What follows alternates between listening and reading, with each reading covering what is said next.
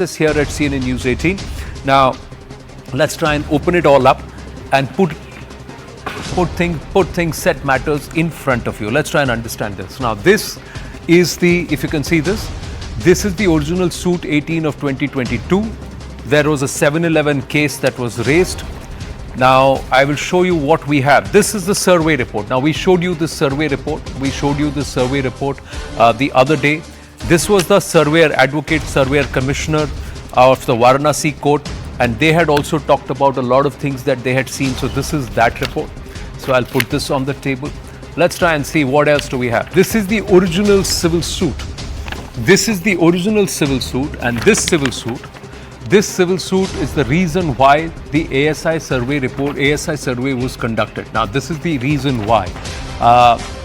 This is 11GA of 2021, and these were the plaintiffs Rakhi Singh and Ors and State of UP and Ors versus the plaintiffs and defendants. This is what claimed that we want a proper survey of this entire place because they believe that there are deities, and they had said that there should be a proper survey. And after this survey was when the ASI report was demanded. Now, let me show you what we have in our hands right now. This, ladies and gentlemen. Okay, let me show it on the camera here, and then this is the brief findings of the survey. This is in compliance of the order of the Honorable District Court Varanasi dated 21/7/2023, affirmed by the Honorable High Court of Allahabad by Order 3/8/2023, Supreme Court of India, and by order dated 4/8/2023, the Archaeological Survey of India carrying out scientific investigation survey in the 2,150.5 square meter area fenced with a steel grill around the existing structure, excluding the area sealed by the orders of the Honorable Supreme Court at settlement plot number 9130 Varanasi. Now, this plot 9130 of Varanasi has also been mentioned here in this petition. It's the same plot number situated at settlement plot 9130. At the bottom, if you can see, just at the bottom, you can see 9130 here. You see plot 9130 area, Ward PS, Dashashwamedh District, Varanasi. So this is the same plot that's been mentioned here, even in the ASI survey. Now, what are they saying in the second point itself? They are saying objects which were noticed during scientific investigation survey in the complex were duly documented. Objects which required first aid treatment were treated at the site. That means there were objects which required first aid treatment. That means they had been damaged. They are also talking about the GPR survey. So, scientific investigation survey operations carried out carefully, ensuring no damages caused to the existing structure. What all have they done? They have done a GPR survey. And what does the GPR survey indicate? A small sinkhole type cavity in the floor at 1 to 2 meter depth towards the northern door, a steep narrow cavity. I'm moving to the second page. Adjacent to the central hall passage and mortar bed thickness. Then what does it say? Presence of a rectangular gravel fill passage. Rows 3 to 4 meter wide cellars S3, S4 are observed adjacent to the corridor, and a 2 meter wide well is concealed. Then they talk about a pre-existing structure. So this is separately highlighted. Point number 7, central chamber and main entrance of pre-existing structure in existing structure. Western chamber and western wall. Reuse of pillars and pilasters of pre-existing structure in the existing structure.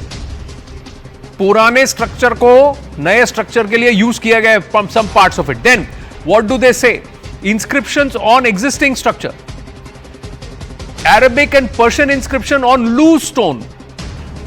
Sculptural remains in the cellars. It can be said there existed a large Hindu temple prior to the construction of the existing structure. It doesn't stop here, ladies and gentlemen. I'm moving to the next page and see what is said in the next page. Let's try and see the next page. The next page is talking about the central chamber and main entrance. It talks about a big central chamber, at least one chamber to the north, south, east, west respectively. Remains of 3 chambers to the north, south and west still exist, but the remains of the chamber to the east and any further extension of it could not be ascertained physically, as the area is covered under a platform with stone flooring. When was this built? That's the big question.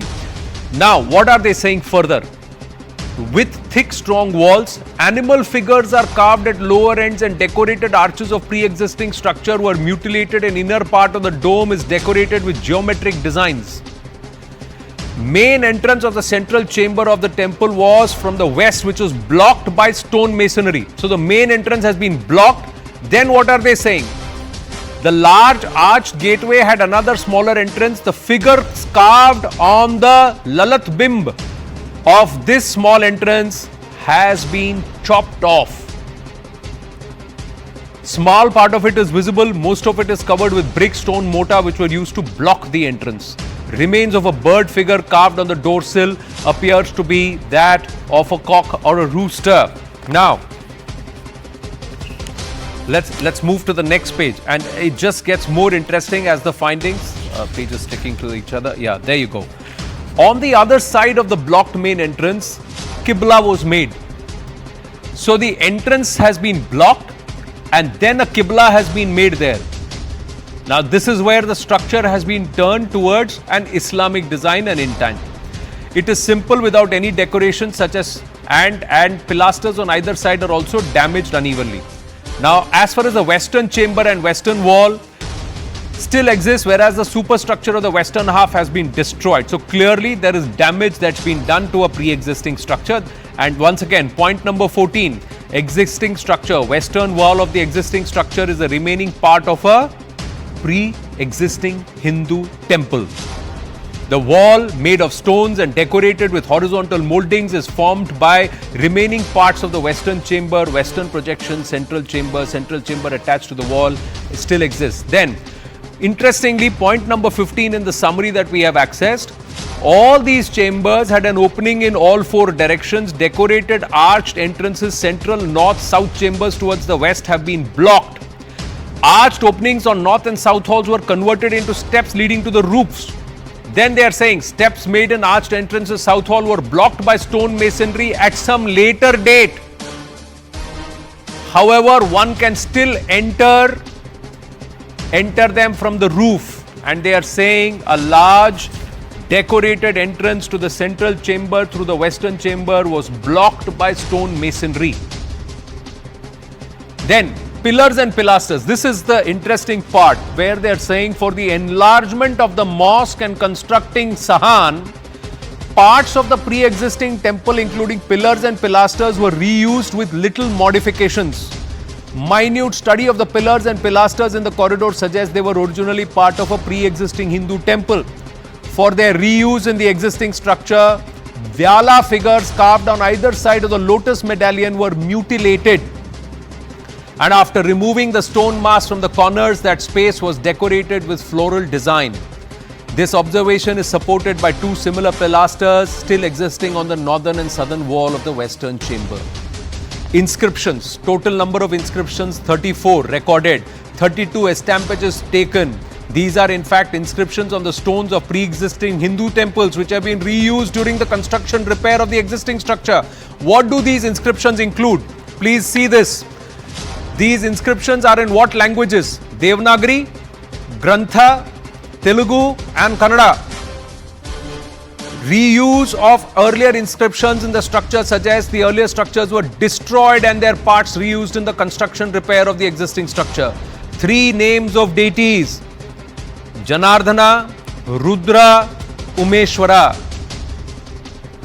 Now, who do these names, who are they taken for or refer to, are found in these inscriptions.